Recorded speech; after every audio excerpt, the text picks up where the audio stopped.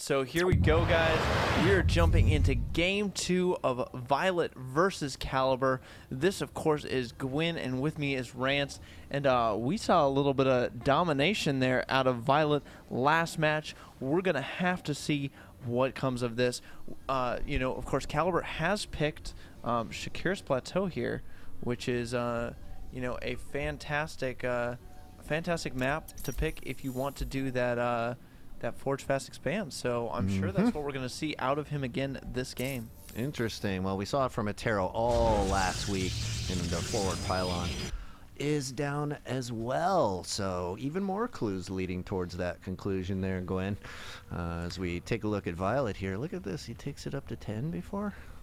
No, he didn't. He did just a completely normal Overlord timing there.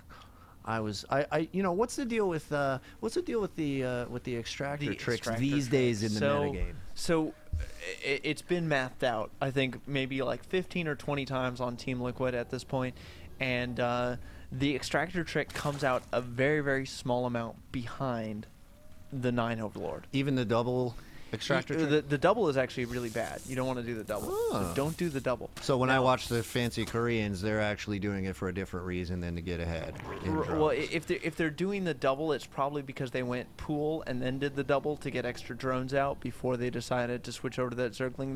There's like there's the ZVZ build where you go like 8 pool double extractor trick, and then you bring all your drones too, and it's an all-in, of course, and it's super, super hard to deal with. So I've run into that a few times on the Korean ladder, and of course lost to it. But the only time you want to do that extractor trick, there's 2 builds. There's Nesty's 12 pool 19 hatch, and the Nexus first, and there's also the 11 over pool 18 hatch, which is actually, you know, a fantastic build. I highly recommend that for a lot of matchups if you're playing Zerg. Delaying the expansion nicely here is Caliber. His probe finally goes down, and what's viOLet going to do? Is he going to take it, or is he going to pass on his opportunity here? Is going to drop that expand. I think he's waiting for those lings to pop up and for him to have enough minerals, but the expand has already gotten down for Caliber, and he was able to go Forge Gateway, so not even waiting for that cannon before he threw down that gateway.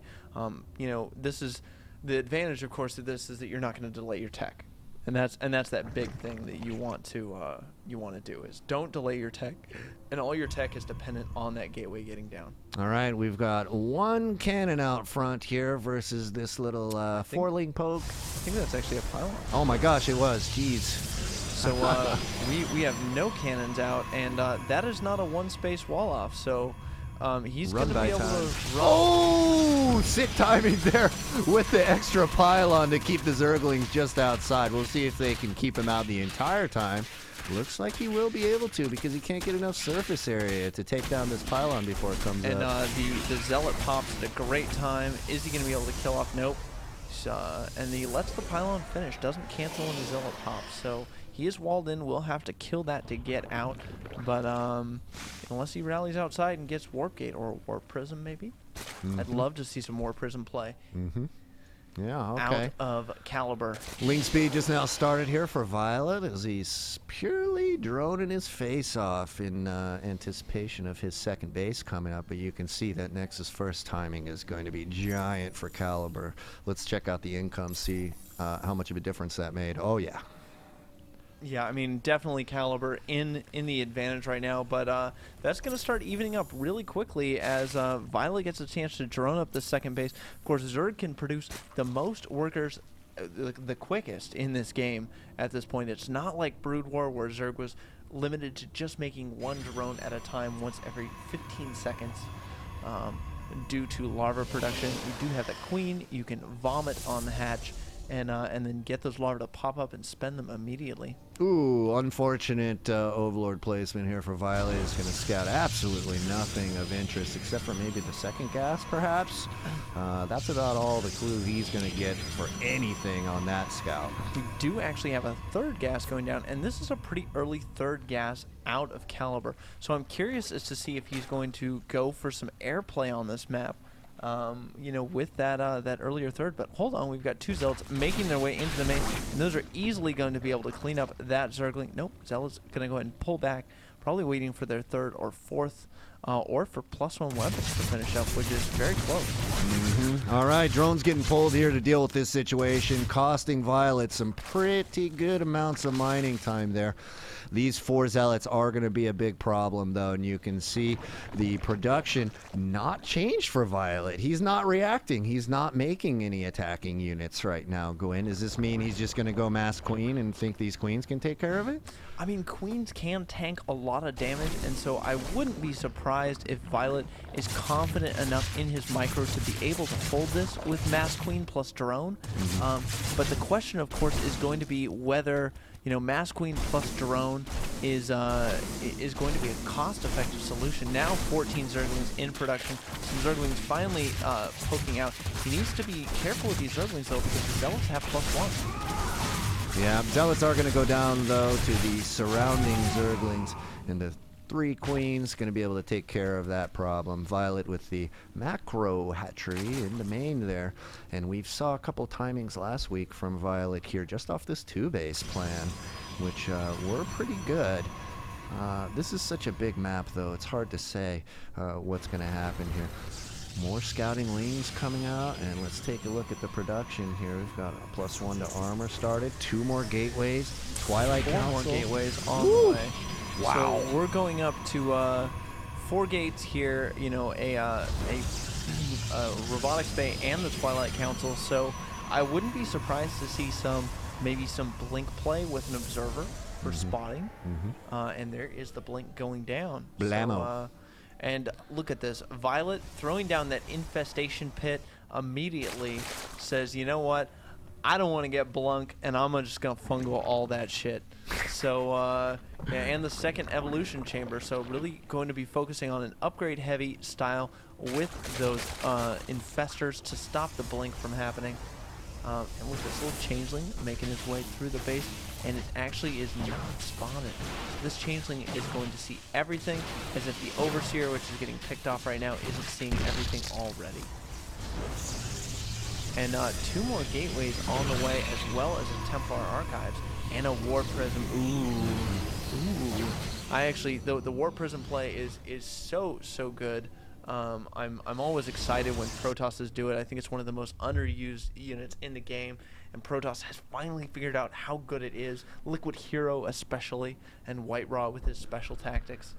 Decent sized Zerg force here just outside of viOLet's base, or just outside of Caliber's base, is going to keep tabs on the front side and wait for any pushes to come through.